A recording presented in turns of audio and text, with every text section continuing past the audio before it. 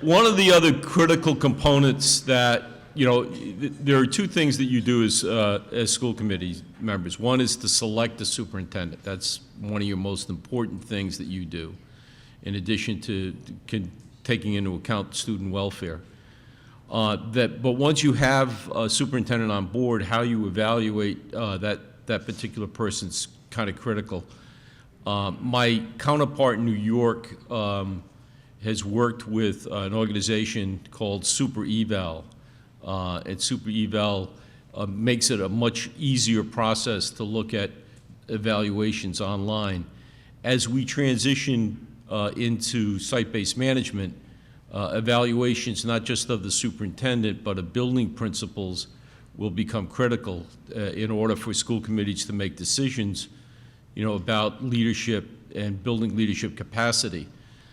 So, I mean, part of the process that we're looking at is something it's much more objective. In some school committees do superintendent evaluations really well, others don't. They kind of get a back of the envelope sort of, well, he or she seems to be a nice person, but they don't involve the metrics of student achievement into the equation at all. So this might be a little awkward at times, but Michael's going to do a presentation. We'll take questions. I'll relay it through the computer's audio, and then he can respond to it. But we're going to have Michael Honing do an evaluation on Eval. We're doing a test pilot with this particular product or this company with the Newport School District, and we'll report back as to how they've dealt with it. Before we start, I had just one request from Judy. We did pass out yellow sheets or evaluation sheets, and that gives us information as to what we need to do or what we're doing right and what we're doing wrong. So if you can take the time to fill that out, just leave it at the table. We'll collect it later. Michael, are you ready to go? I sure am, Tim. I appreciate it. And just a question, do the participants in the room, were they able to get the handout materials provided? Yeah. I just didn't. Yes, they did. Oh, fantastic. Great. I'm ready to go. The floor is yours. Right. Well, thank you, Mr. Duffy. Much appreciated the opportunity to join all of you remotely today. And please know, while technology is wonderful, it's always a distant second from being there with you in person. And the fact that I can't necessarily see you, I'm a little bit flying blind here. So just to alleviate any concerns, this is not going to be an hour of me on the agenda talking. I would loathe that. I'm going to present some ideas, and I'd like to do a turn and talk opportunities for allowing you to share some of these ideas with folks that you're sitting around, and maybe further discuss and create a learning experience together here remotely. But this is an incredibly important topic. It represents, as Tim said, a fundamental core responsibility of school board members, school committee members, and performance evaluation should always be conducted with the most seriousness of care and purpose. They should be objective, they should be evidence-based, and they should involve the person being evaluated, not necessarily the antiquated model where evaluation is done unto you, but empower that person being evaluated to play a significant role in that process. And needless to say, it should result in meaningful, productive, and focused conversation. And so just on a brief way of background, my professional life and my doctoral program and my research has been around leadership evaluations in general, but the specific focus of interest has been around superintendent evaluations. And it's really easy to quickly realize the challenges you face as committee members in conducting superintendent evaluations. I'll give some of those challenges that you face. Currently, you don't see the day-to-day work of a superintendent. This is your employee that you may see once or twice a month. For some board members, it might be the first time that they've ever conducted a performance review. You have different committee members that might have different varying perspectives and feedback on a superintendent performance. Some districts with very good intention might have homegrown models as instruments to use, but maybe lack the validity and reliability, undermining the evaluation results. And again, well-intentioned homegrown models. So these are real challenges, and I appreciate all of you for taking the time to allow me onto the agenda and share this opportunity of some of my thoughts and maybe even successes around this. I've had a wonderful opportunity of working with hundreds of superintendents, school districts, and thousands of board members, certainly across New York State and beyond in other states as well. And so I look forward to the opportunity that we have today. But again, this will not be a talking head. But again, I'm going to do a burst of information and then turn and talk. So the way I'd like to begin is I'd like to tell 3 quick stories. And these are very quick. These are not long stories. These are 30-second, 40-second stories. So if you drift mentally, you might forget them. That's how quick these stories are. So let me give you 3 stories, but I think they really capture a lot of the essence of the superintendent evaluation landscape. The first story I'll share, I call it Craving Professional Feedback. This is a true story of a superintendent. She's going into her 4th year of the district. She's never been evaluated by her board. Some years there were some minimal conversations around it. Other years, this is the year we're going to evaluate you. But nothing has actually ever been formalized. She thinks she's an effective superintendent. She thinks she's doing a great job, but she actually craves some of that feedback from the board, maybe even to support where she believes she is through her own reflective leadership. This board is, of course, functioning outside of compliance with state regulation and or the primary responsibility of the board. As Tim Duffy had just said, it's one of the core responsibilities, certainly hiring the superintendent, evaluating the superintendent, along with the district policy, and obviously as trustees of the community, approving the budget for their fiduciary responsibility. And so these are just these core responsibilities, one of which is the evaluation process. Most states do have state regulations. In my home state of New York, the School Board Association did a survey and believes that it's 12 to 15% of boards that don't evaluate their superintendents annually. I have to say, years ago, I think I must have been to 12 to 15% of all those districts, because I think it was actually a lot higher. I'm not sure folks were really ready to admit that they weren't doing it. The second story I'll share is defining effective superintendent practices. This is a true story. Superintendent that's also going into his 4th year with the board, and he is evaluated, but they use a locally developed instrument. Nobody recalls exactly who authored it or how long it's been used in the district, and he's rated in 9 areas using a numerical Likert scale, not 1 to 4, not 1 to 5, but 1 to 20 in each of these areas. In one area, he was ready to celebrate with the board at the end of the year, happened to be in business and finance, thought it was tremendous successes around the budget, and the board awarded him a 13. So the question became, well, say, what's the difference between a 13 and maybe a 12 and a 14? But maybe more importantly, the question is, what's the 20?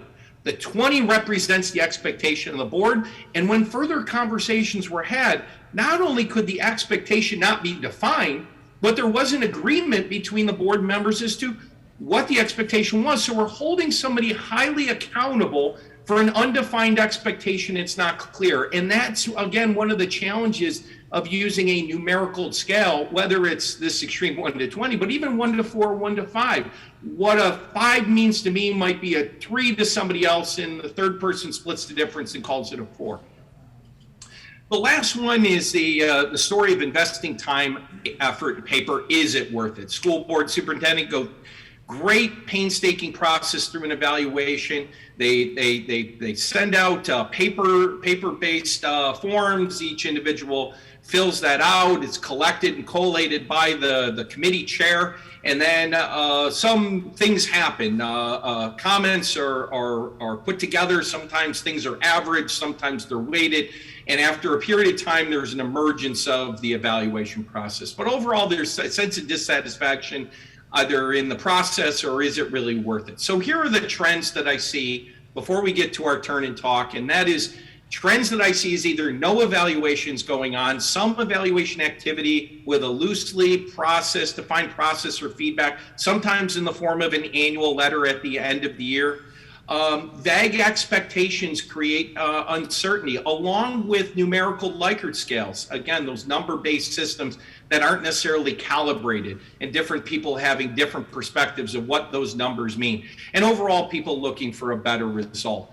So with that, the essential question that really guides this work of what we're doing and why we're doing it, this is the one I would pose to board members and committee. What is required to develop and support an effective superintendent?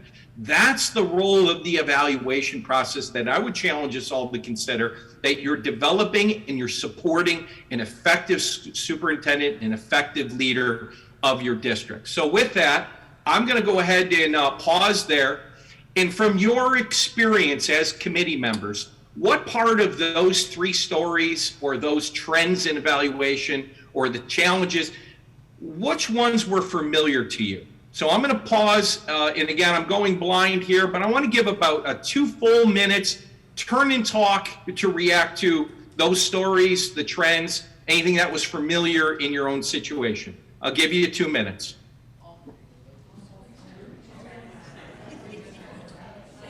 Just to discuss those particular items. The next set that I want to share is kind of leading us into some, again, key ideas. I gave you that essential question around developing and supporting an effective superintendent, but I think there's some general key ideas, guiding questions that I'd like to create a foundation for us along with the compelling whys. Why do you even do this? Regardless of compliance. If there's a compliance piece in place, we should be transcending compliance to what we do. The deeper reason is why. And I'd like to take a moment to really lay the foundation of what we're doing and why we're doing it. And so some of the key ideas, I believe these to be universal key ideas, that these are points to be made that we can all embrace and agree on. That effective leadership is essential to a school district. And what we focus on, we accomplish. And that the board and superintendent function most effectively when they operate as a focused team. And some guiding questions along with those key ideas is, how do we encourage focused performance and growth in our school leaders? How do we develop reasonable strategic performance goals that would align to an evaluation process? How do we establish a process that's fair, reliable, and evidence-based? And how can the board and the superintendent work collaboratively to impact district goals and initiatives? So these are some of the key ideas and the guiding questions that we have through this work. But I think as important of these as our foundation are the compelling whys. I'm going to give you the general compelling whys as to why we should certainly spend the time, effort, and energy in the evaluation process. And then we have an activity around those particular items. In your handout materials, I believe these compelling whys will be organized around page 2. So let me give you the 4 overarching areas of a compelling why. It develops sustained, focused, and fair leadership teams. It promotes well-defined focused goals. It fosters accountability and growth. And it meets the legal requirement and/or this primary core responsibility of the school board or school community. So those are our 4 overarching areas. And if you look to page 2 in your handout materials, what I would like you to do is, for each of those sections, I'd like you to read the bullets underneath each of those main heading sections that I just provided. And I'd like you to also just to highlight, if you have a pen, pencil, writing utensil, I'd like you just to highlight some of the relevant points as you're reading those. And then after you finish each section, just write maybe one thought that you might have. Maybe one of those bullet points you feel is more compelling than others. I'm going to provide 2 minutes for this particular activity. And let's go ahead and start that now.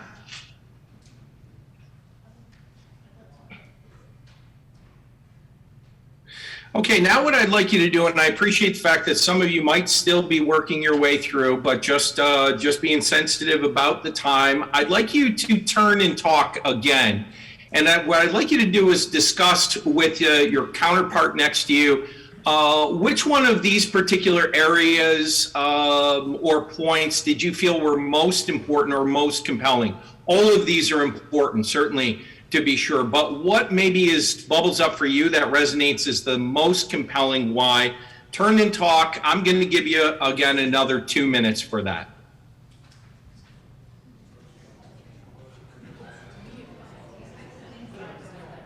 Okay, now let's all come back together.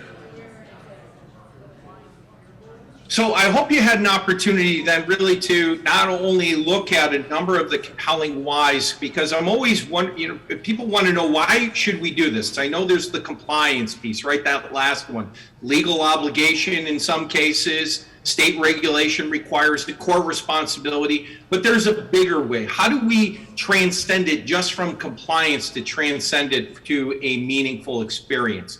So I'm going to state some obvious things, but I find these are important just to articulate, to ground us not only in the key ideas and the questions, and certainly the whys, but also the commitments that are needed. That this is a commitment to a year-long process, that we must get away from it being an event in time. The last 30 or 45 days prior to an evaluation event tends to dominate the conversation. That it's a mutually agreed upon process, both the process and the evaluation instrument between the superintendent and the committee. And that the process facilitates conversation and making a reliable evaluation. And that these commitments on both sides are understood.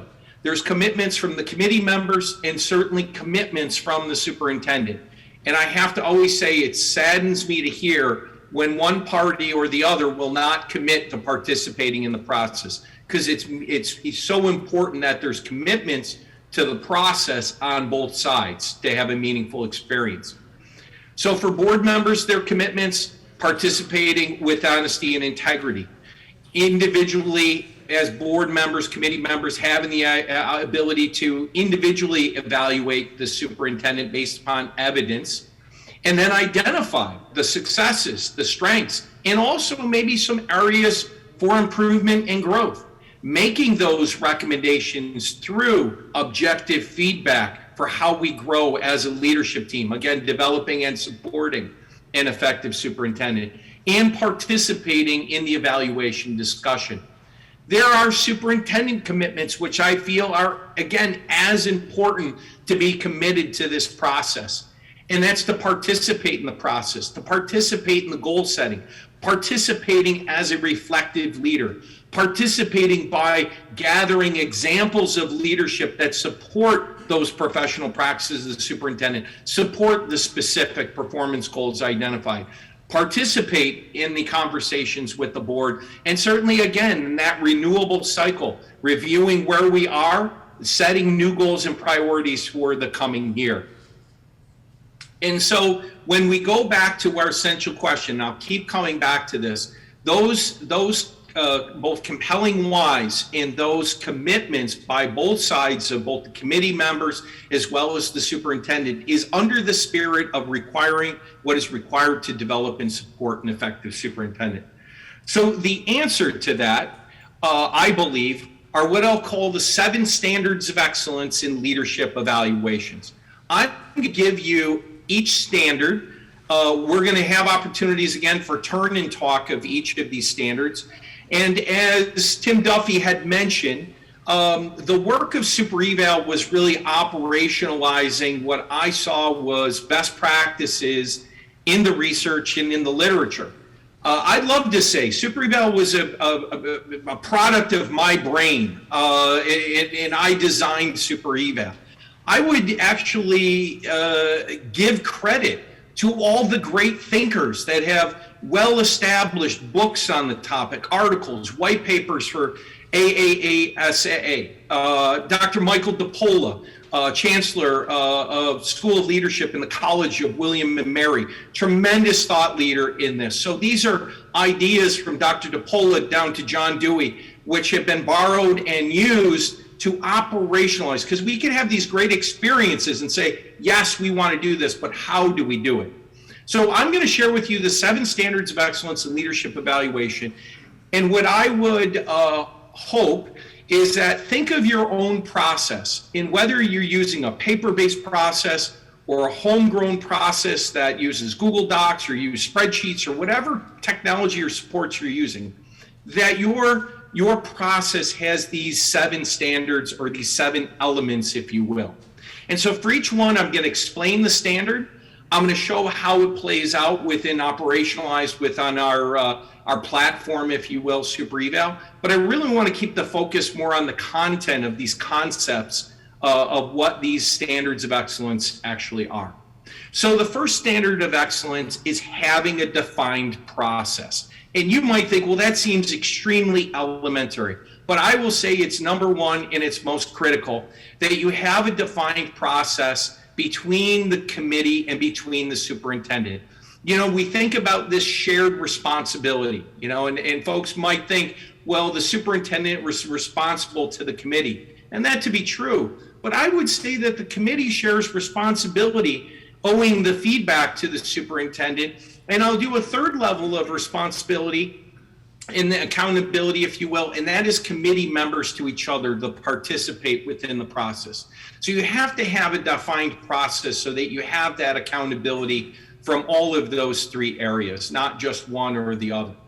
Establish those agreed upon due dates. You know, for each step in the process, I think of that backwards design model, thinking of the end in mind. When do we want to complete this? Okay, let's agree upon what that date looks like. And what are the steps we're going to take and agree upon so that we have this defined process and it's not an afterthought or wow, it's May 7th and the school year ends in June 30th and we have to, you know, get it done, right? And again, kind of as an event in time. And again, as I said, begin with the planning with the end date in mind. Sometimes that might come out of an employment contract. I have seen that with superintendent and board committee employment contracts where actually the evaluation date must be completed by, you know, X or Y. But oftentimes, I would say most naturally, I see it within the school year calendar of July 1 to June 30th. So how that plays out, again, I'm going to just connect this back to our work that Tim had mentioned from the onset. You know, Super Eval really is trying to operationalize, again, some of these good practices, best practices in leadership evaluation. And so when you log in, it defines a 5-step process. So there are steps that are defined in the process. Here are the due dates that can be defined by you as a leadership team, and then working backwards, set the dates, and now you have a defined process, you have agreed upon due dates before you even begin in step 1.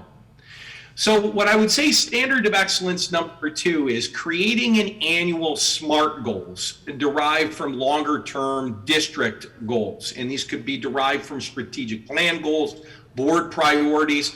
But essentially what I'm saying, SMART goals, I think most people probably know that SMART is the acronym, right? It's not just making intelligent goals, although that is important as well, but SMART meaning S for specific, measurable. You know, can we measure? What does success look like? Is it achievable? I've seen a superintendent's performance goals, and she actually wrote this. Her first year in the district, she said 100% graduation rate in her first year. Honorable, certainly. Aspirational, no question about it. Achievable, absolutely not. And the irony was there were great gains made in the graduation rate, but she had to be rated as not meeting that goal because it wasn't 100%, so we can't say the goal was met, but it wasn't even achievable. Is it relevant? You know, again, how does this align or tie to longer term district priorities? Let's not just create goals for goals' sake. Where are they nested in what we're doing and what we're agreeing upon in terms of the direction of this district? And are they timely? Are they time bound? You know, Tim had mentioned, you know, student performance. When you have the metrics to student performance, the biggest key is sometimes it might be tied to, okay, we have to finish the evaluation by June 30th, but some student performance metrics might be until August, or if you're similar to my home state, might be more like September, October. So the data to tell us if that goal was achieved wasn't time bound to when we had to complete the evaluation. So making sure that that some of the data points are time bound within the evaluation. So goals are essentially, when we're creating these, they're aligned to larger district goals or priorities. Many of the professional associations, I quoted a couple here, 3 to 5 goals. That's really when you're aligning to the performance evaluation, 3 to 5 goals are generally supported by most of the professional organizations that I've spoken with. It seems to be a universal number. It does not mean there's only 3 to 5 areas you're evaluating your superintendent. Not to be true. These are the performance goals. But it's one of those things where if everything's a priority, nothing is. I'll give you an example. I've seen this grossly violated. I've seen 7 goals. I've seen 10 goals. When I thought that was double, okay. I've seen 14 goals. And when I thought I saw it all was 17 goals, someone placed first with 21 performance goals that they created with their board. So this is not an area where you want to place first in terms of how many performance goals can we align to the performance evaluation. Again, the idea, if everything's a priority, then nothing is. 3 to 5 focused goals, because each of these goals tend to have a lot of activities and sub pieces to them. So 3 to 5 is the general number. And of course, that creates a element of a performance-based evaluation. So within Super Eval, the first step is really allows you to put those goals within the system that you co-create with your committee and with your superintendent. And before we turn and talk on these 3 standards of excellence, I'm going to give you the third one, and then we'll pause and let you turn and talk. The standard 3 is really choosing an evaluation instrument that has a leveled performance rubric. And I've mentioned before about those examples of using numerical scales, Likert scales of whether 1 to 4, 1 to 5, or the extreme story I had was 1 to 20. And the notion of using a rubric is that you have descriptions of performance. And these descriptors of performance at these different levels really describe the expectation of the school board. But it also allows you to discern between different levels of performance, whether using what's called the Heady scale of highly effective, effective, developing, or ineffective, or whatever variation might be. Distinguished, proficient, developing. There's all kinds of different words and language that are certainly rampant within the field of education. Heady scale might be the most common one used. But again, it gets to describing performance in words rather than just trying to put a number which might be different to different folks in looking at and discussing performance. So what does that mean in terms, again, connecting it back to our work with Super Eval? Is Super Eval has the ability to put in different leveled instruments, different rubrics, if you will. These are sourced from statewide organizations and also national organizations. So the instrument is agnostic to the process, meaning you as a local board have the ability to choose from well-developed, reliable, and valid instruments that you want to use in discussions with your superintendent to make sure that's a mutually agreed upon instrument and approach. And that's the connection back to Super Eval. We have the ability to load in those valid and reliable instruments, well-developed instruments that you can use in the evaluation process. So when I go to turn and talk now, the 3 standards of excellence of the 7 that I started out with, having a defined process, aligning performance goals, preferably SMART goals, and using a leveled rubric with leveled performance descriptors.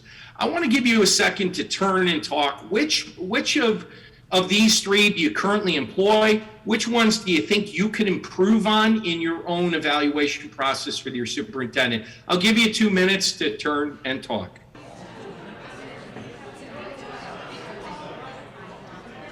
And going on to number 4, and that is employing the reflective practice theory. This notion of reflective practices in leadership, it really dates back to the early writings of John Dewey. This notion about how as we reflect on our work, and especially on our work in leadership, it leads us to new ideas and insights. And it is a form of personal, professional, and leadership development.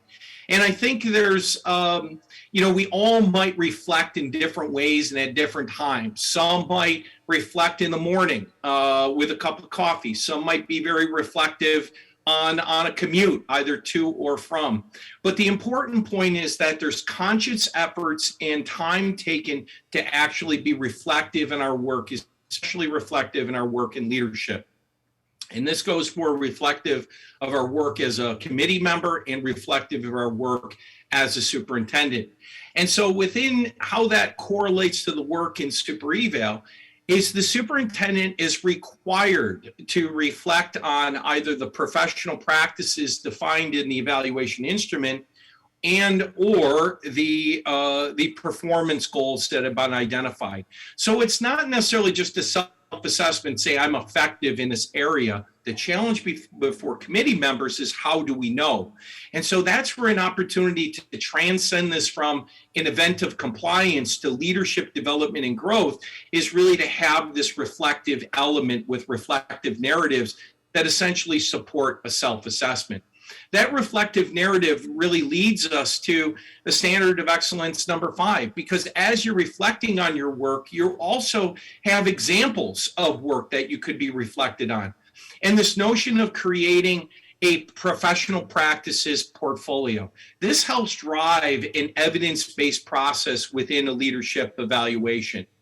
And so when we think about a professional practices portfolio as our standard of excellence number 5, is that I go back to one of the challenges you have as committee members is you don't see the day-to-day work of a superintendent. I will say a challenge a superintendent faces is maybe even in larger districts not seeing the day-to-day work of, say, a building principal. You see, the overall challenges in leadership evaluation is there's generally a lack of observations or this notion that leadership, effective leadership is always an observable moment in time. But what we know is some great leadership happens when no one's looking over our shoulder. So how can we empower the education leader, empower in this case the superintendent, to create a showcase or examples of successes in this educational leadership environment, driving this evidence-based process so that through evidence and through a reflection, it will generally lead then to an opportunity of a self-assessment. And so this really creates conversations around, one might say asserting one performance rather than defending it at the end. And so how that connects to Super Eval is there's an opportunity to have an evidence portfolio. So successes of the superintendent, shared successes of the district and leadership team can be contextualized around the goals in the reflective narrative to really showcase that kind of work to the committee or the school board. And so this leads us, again, with the reflective narrative, and then you have these examples of successes along the way or deliverables around the goal. Now it's an opportunity for the superintendent to conduct a self-assessment. Essentially, when you're conducting the self-assessment does the evaluator, does the committee view my performance as I view my own? If I think I'm an exceptionally distinguished, highly effective leader, is that my own mind or is that performance of leadership shared? And so you can see how this builds now on the other, that we have reflection. Through the reflection, we have examples that we can provide. Through the reflection examples, I can look at that performance rubric on those different levels. And I can place myself on there. And the reason that the self-assessment is so critical is that at the end of the year, again, in Super Eval, we provide this data view, this comparison between the self-assessment and the committee's evaluation. Because you can see that there's this variation between these two icons. If there's 100% consensus, you get a green thumbs up. But in some cases, the school committee might be rating the superintendent higher than he or she's rating himself or herself. Or it also could be that it's lower. But the point is if I'm on one side of the screen as a superintendent and the committee's on the other side, and you think the important things we have to discuss at the end of the year, that would get highlighted because at the end of the year, it's how does the committee view my leadership as I view my own? And let's have a focused conversation based upon the expectations clearly articulated, based upon the work that was done. What do you see? What do I see? And how do we improve and move forward? Again, developing and supporting an effective superintendent of schools. And so with that, I'm going to do our last standard of excellence, and then we're going to do a turn and talk. The last standard of excellence, and again, it might be similar to number one where, well, this is obvious, but I would say it's important enough to put in here, and that's actually engaging in the year-end review. This is the most, I would say, the most important part of the entire process is to make sure that you have the opportunity as a leadership team to reflect and share in the successes, planning for the future, giving that feedback loop, that objective feedback loop, celebrating successes, but where do we need to improve, and having this rich dialogue as the leadership team. We get countless testimonials from superintendents and board committee members saying, I've never had a richer, more deeper, valuable conversation at the end of a process than I've had driven by this particular initiative. And that's what we want. Healthy, rich, meaningful dialogue. What do you see? Here's what I see. How do we make changes and how do we improve and how do we move forward so new goals can be developed for the coming year?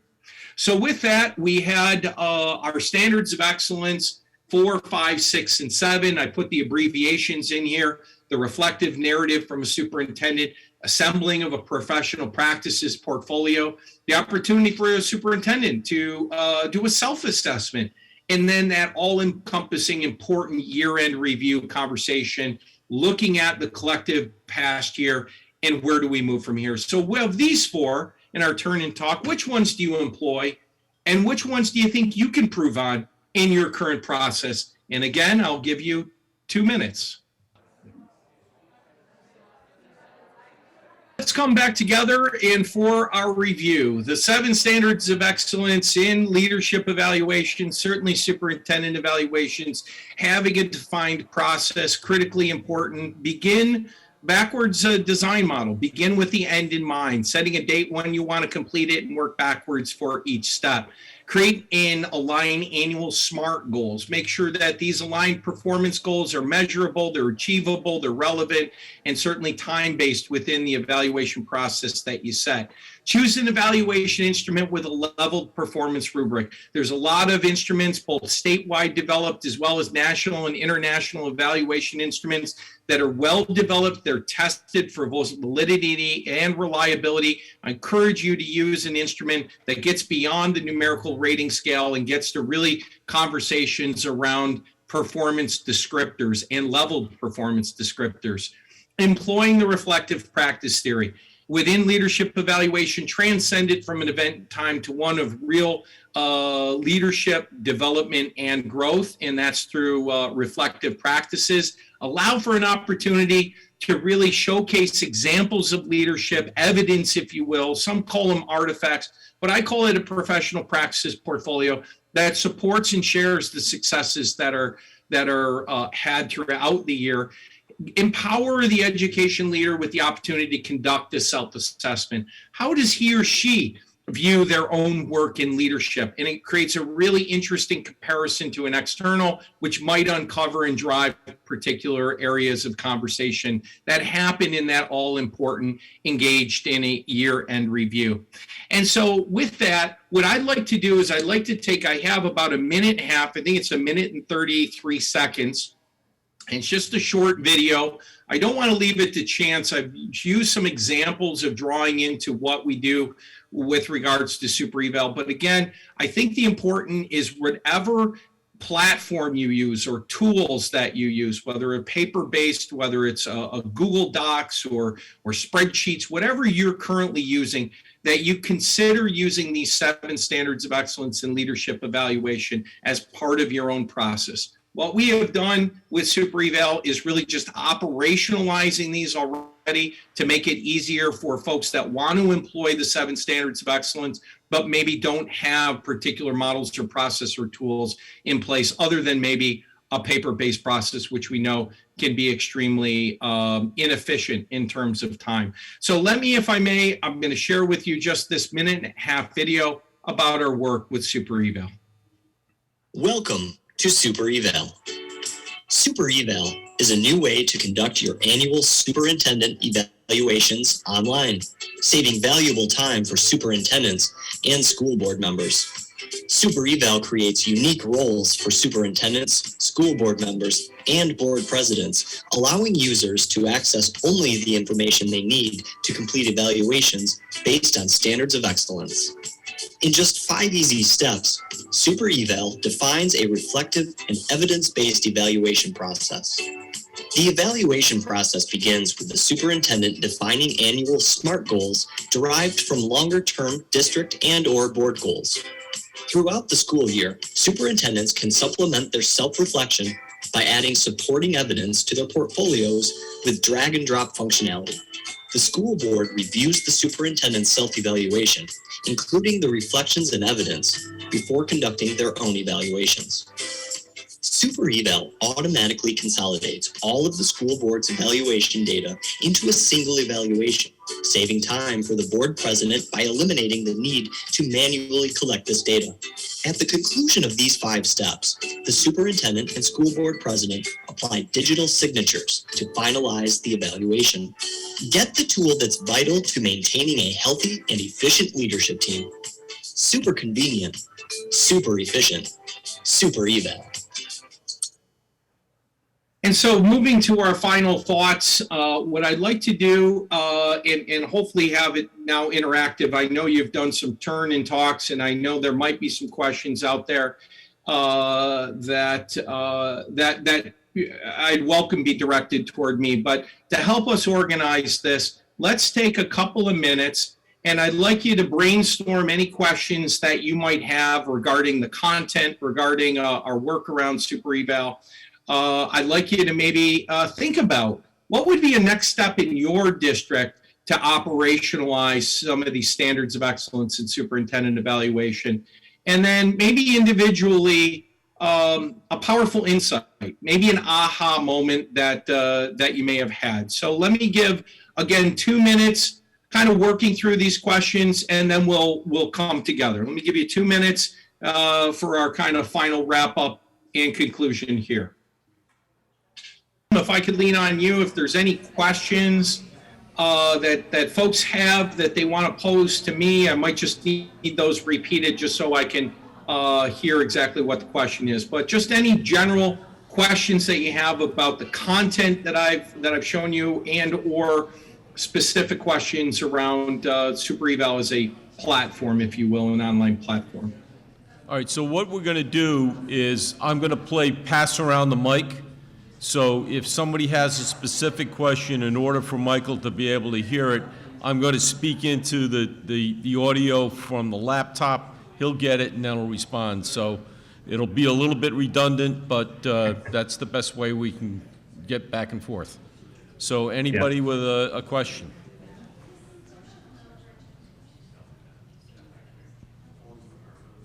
Thanks, Tim. Thanks for a great presentation.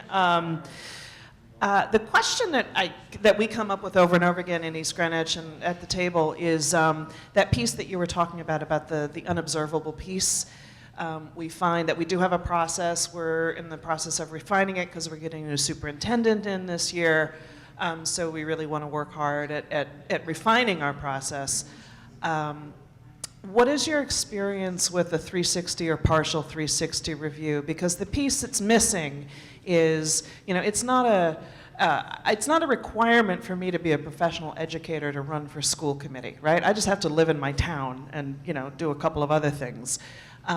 So I don't know what kind of, how effective they are at leading the other educators. And we've talked quite a bit about a partial 360, getting an actual review and feedback from the superintendent's direct reports. The principals. Certainly there are issues around anonymity. If we're a small district, there's only one high school principal. Some of the comments could be identifying. We can work around that. We can work around, biases and, if there are any grudges, we can do professional development around how to complete a constructive review, but I just wanted to get a sense of your experience with that. Thank you.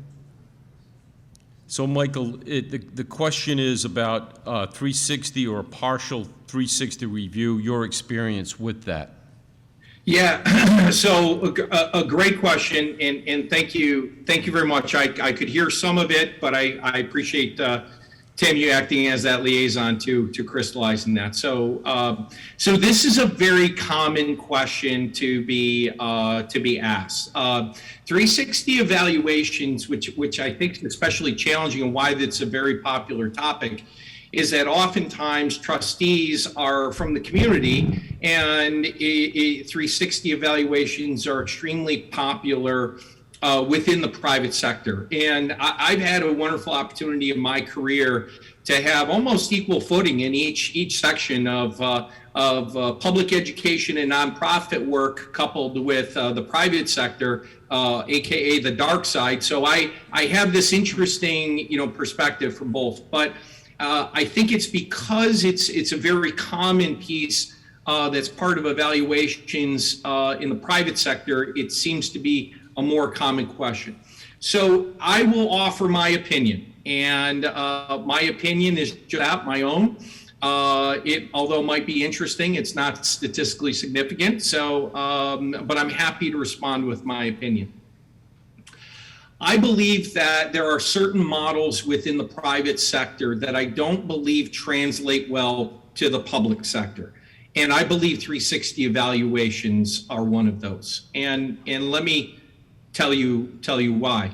I think first and foremost, I think that when I said one of the challenges for new board members is not entirely, learning about those roles and responsibilities and the dynamic relationship between a committee members and the superintendent and the roles of each one. I think outside of being in that relationship or being in the professional work that we are, I think a community member has even more uncertainty or unclarity around those roles and responsibilities. So you're asking for essentially opinion pieces from the community. And oftentimes, as we know, when surveys are created, those that are most dissatisfied generally have the strongest voices. Those that have a complaint generally create louder voices in the community than those are just okay with what they, from what they know. So you can essentially easily, I think, get some skewed data that represents a negative perspective, even though that perspective might be in the minority. I think even more that the general public, or I'll even say some administrators or folks within the school community, are not privy to the intimate conversations that committee and board and superintendents have in that relationship. They're not privy to maybe the clear expectations of the board. Maybe they're not privy to some executive session conversations, and yet you're inviting their perspective when it might be how well informed is that perspective of that the superintendent's performance. So I think that, and there are others, but I think that this gets into an area that could be rife with amplifying some negative commentary that's not necessarily viewed by the majority. With that said, if there is a concern about school climate, or if there's a perception survey of the community, there's nothing wrong with surveying data and then data informing us and trend data over time. It's really difficult to take data from a survey and make discerned decisions about that in some cases, because it might just be data that's not necessarily trend data, but it might be just data from a moment in time. I'll give you an example, and certainly our most recent pieces around situations around COVID.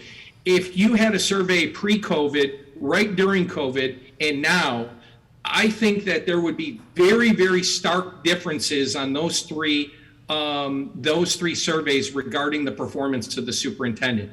I think right in the middle of it, it was very tense. I think before it was celebrated, in the middle it was very tense, and afterwards it's celebrated. So if you acted on that particular data point at a moment in time, I think that I think it would be unfortunate. But survey data that you can look at trend data over time, I think is important. I think when you're looking at school climate, I think there's other data pieces, maybe around if it's around collective bargaining, maybe there's grievances, and that was there something that was said or that we talked about that someone had maybe an aha moment that here in our closing minutes time together that maybe they want to share with their colleagues? An aha moment might be supporting what you're already doing, a powerful insight, if you will.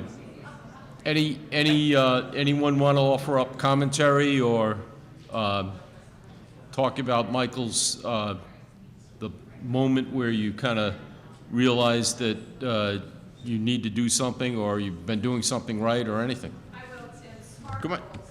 Come. We started using SMART goals probably 3-4 years ago, and it was transformational for us. So Deb Palish says SMART goals. That was a big issue in Tiverton, the Tiverton School District. They use SMART goals, and she says it really helped them, and it was transformative. Great, fantastic. So powerful insight could be supporting something, reconfirming something that you're already doing. That's great. Wesley used Google Pages to basically plot out their concerns and their evidence, and then allow the superintendent to either support that with, raise their questions and concerns about the performance of the district, and then allow the superintendent to respond to that in a form of evidence of what he's done in that district. That's fantastic. And as I said before, whatever platform or tools or process you use, just to make sure you incorporate some of these elements. And so I don't want to artificially conclude our conversation. I know we're against the time, but I want to just say, again, as I started out by saying, I very much appreciate the opportunity to meet with you virtually. And again, it would be my distant second preference of being there with you personally. So thanks for allowing me to come in remotely here on Mother's Day weekend. And I just want to say it's been a tremendous honor. I hope that you found our time together valuable. And with that, Tim Duffy, I will give you the last word. Thank you. Thank you, Michael. Again, I think that this is something we're going to explore, the relationship that Super Eval and Michael have with the New York School Board Association has been very fruitful for both parties. And I think as we move more and more into site-based management and the need for building level evaluations and possibly evaluations of school improvement teams, this might be an avenue that we want to explore. Yes. Yeah, thank you very much. And if I hadn't made it clear already, although I know that it was really the topic, the Superintendent Evaluations, this is a leadership evaluation platform. You can conduct your self-assessment as a board self-assessment. You can do superintendent evaluations, and superintendents can use this instrument to evaluate his or her leadership team employing those same 7 standards of excellence. So from central office administrators right down to building level principals and assistant principals. So again, I want to thank all of you for the time. Happy Saturday, and have a wonderful Mother's Day weekend. Thanks, Thank you, Michael. everyone. Thank you.